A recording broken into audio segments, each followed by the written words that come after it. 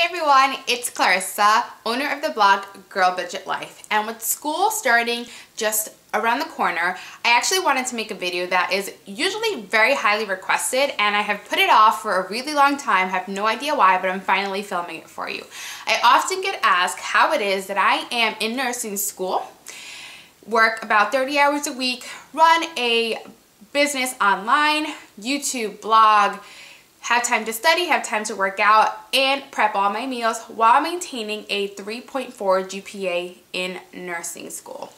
And the answer is very, very simple, but I'm going to break it down for you in 5 steps on how I study. One of the biggest investments I've ever made cost me $9, and it was investing in a book called How to Become a Straight A Student: The Unconventional Way That Real College Students Study with Less Time.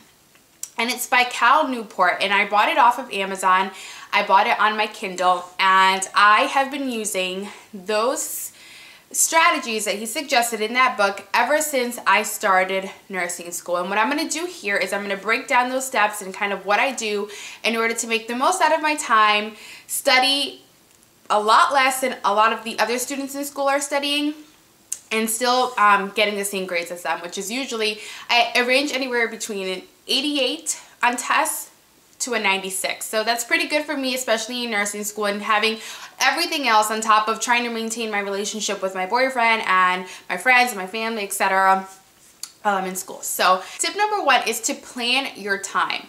If you do not own a planner right now and a little notepad, I suggest that you run out to your dollar store, Walmart, Target, CVS, wherever, and buy yourself a planner as well as a small notepad. In the small notepad, you're going to write down your daily to-do list, and your calendar is everything that you're going to put in your calendar is the time that you're in class, the time that you have to work, the time that you have to go to after school activities if you're in a sport in college or in high school. Write that all down inside of your planner. In the small notepad, it's going to go your to-do list. And I actually have a video on how I set my planner up and how I use my to-do list along with my planner, and that link will be on my blog, so make sure that you head over to GirlBudgetLife.com, and that information will be listed there for you. But you need to know exactly how much time you have in a day to get things like studying, reading, creating notes done.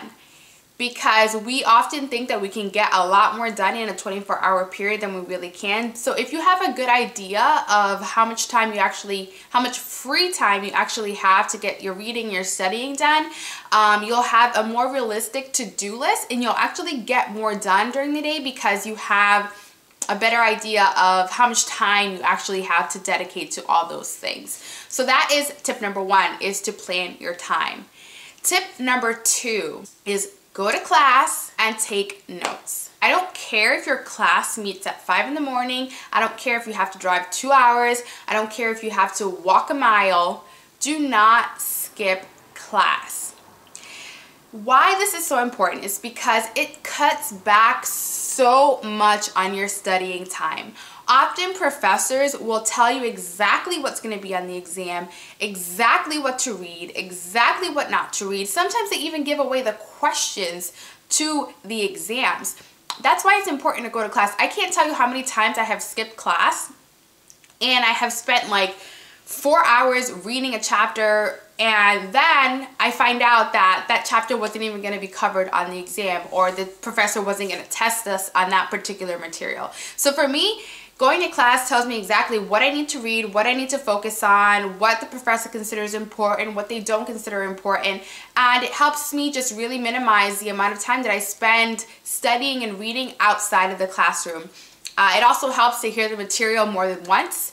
I can really hone in on what the professor wants me to know if I go to class, because they've told you exactly what it is. They're not there to trick you, they're there to teach you, although I know sometimes it doesn't seem that way, but professors really want you to succeed, and they're going to give you the information that you need in order to pass these exams. So go to class, don't skip it. And along that same note, in regards to how to take notes in class, I use a method that's called question, evidence, and conclusion format. You can use this for technical classes, as well as your non-technical classes or your non-math and science courses. So basically what I do is I take the objectives that are given for the class and I make sure that I know every single one of those objective answers. And when I take notes in class, I take them in question format. So if we're studying, say in nursing school, if we're studying the physiology of the heart, I will make sure to ask like questions like, how does the blood circulate in the heart into the lungs?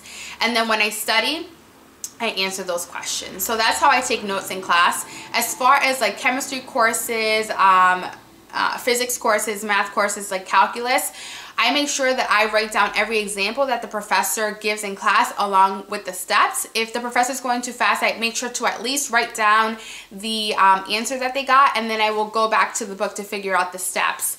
And that's basically what I do for those types of courses. But I use a question and answer format when I take notes. And if you go over to my blog, I have links to Cal Newport's blog where he actually goes over in detail how to use the question, evidence, and conclusion format for note taking. And it's key that you use this method because it's going to save you so much time when it comes to your study guide, which we'll talk about later. The third tip is called, or I like to call it, find out what is fair game. One of the first things that I do on the first day of class is I find out from the professor which textbook they consider to be the main textbook. And then I make sure that I read every single chapter that is assigned from that textbook, and I skip over all the other supplemental information that they give us or all the other supplemental books unless they specifically say that we will be tested on that material. But I just use the main textbook that the professor is going to be using, and that's the only one that I read. A lot of the time they give us a whole bunch of other reading assignments. It's really just for our benefit in regards to like just, oh, it would be nice if you knew this, but you don't really need to know it for the test. That saves me so much time when it comes down to reading. I focus on the main textbook that they tell me, and if they give an article and they specifically say that there's going to be a question on this article, I make sure that I also read that article. Another thing that I like to do is find out what the format of the tests are going to be. Is it going to be open book? Is it going to be multiple choice? Is it going to be essays? Is it going to be short answers? Is it going to be fill in the blank? What kind of questions are going to be on the exam? And I also try to find out for math courses if we're going to be allowed to use a calculator, if they're going to give us the formula, or if we need to memorize the formula. This helps me when it comes down to studying because then I know exactly how to study. If, for example, for a math exam, we're not allowed to use a calculator, then I need to make sure that I am answering the questions when I'm studying without a calculator. If it's multiple choice questions, what I do is that, you know, in nursing school, everything is multiple choice. We get a lot of select all that applies. So what I do when I study is I make sure that I'm doing multiple choice questions that are testing me on the material that's going to be on the exam.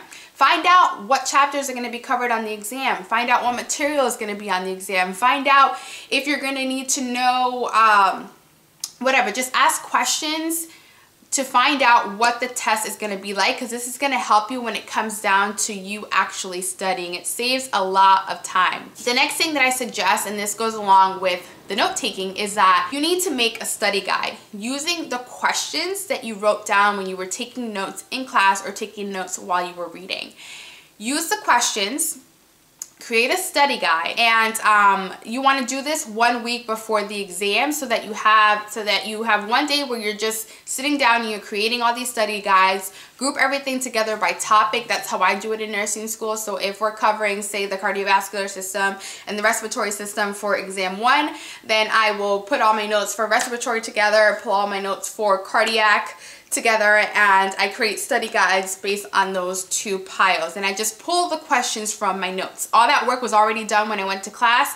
All that work was already done when I was taking notes while I was reading. So now all I need to do is just pull those questions from the notes, put them into a study guide, and that is all set from when it comes down for me to actually study. For math courses, what I do is that I will copy the examples that were given in class, pull examples from books, and I will create a little like problem set or a little like fake quiz for myself with just the questions. And that's what I do for my study guide when it comes to like math and science courses and things like that. It is important that you don't create your study guide and study on the same day. You want to choose one day where you just create the study guide, and then the actual studying part will come later. Now, when it comes down to actually studying, which is tip number 4, you want to use the quiz and recall method. So many times I see students just basically reading their notes over and over and over again, which is called remote reviewing, where you just read something over and over and hope that it sticks in your brain.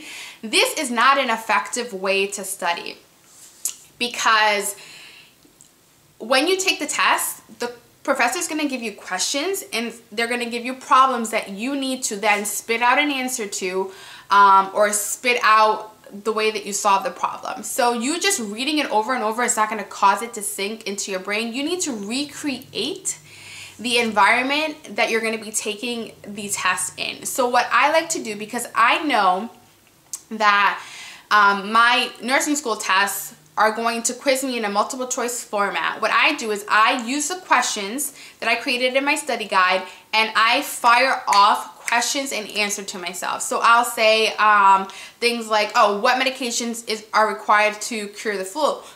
What medications will you give to a cancer student, a cancer patient? What are the signs and symptoms of hypovolemia? What are the signs and symptoms of hypervolemia? And I then just spit out the answers and I'm quizzing myself, not looking at the notes.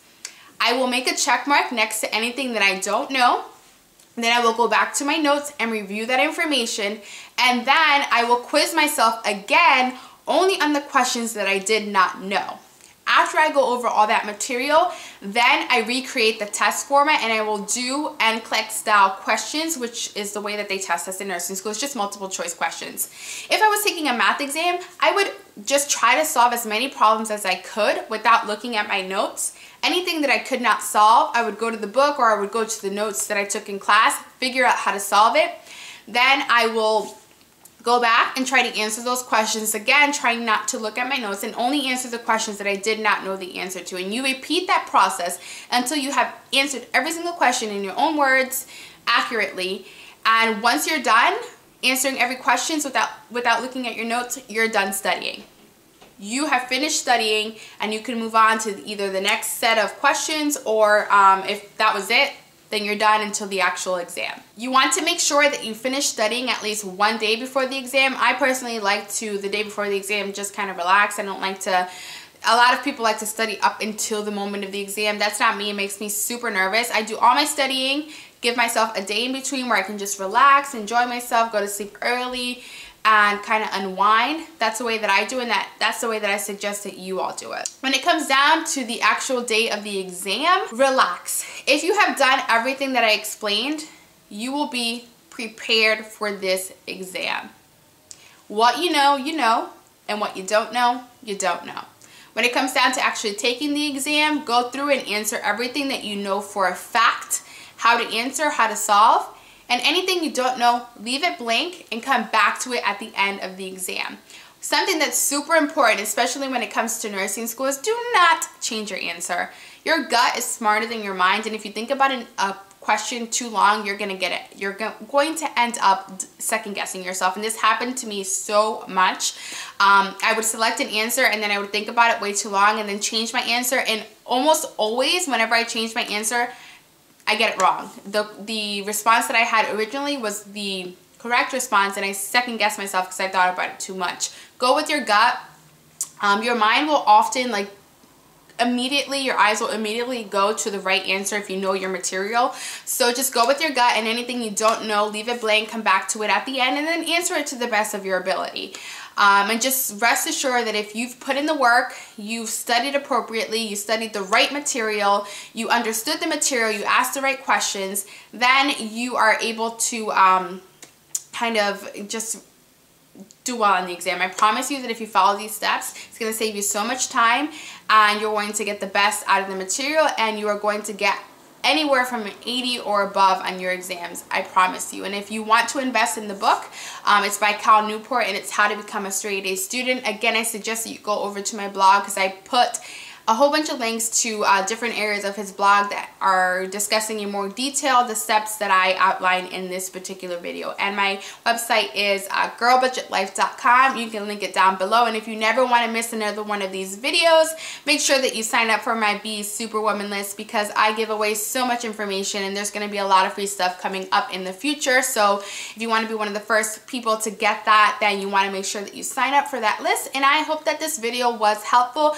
I will see you all in my next video. Bye.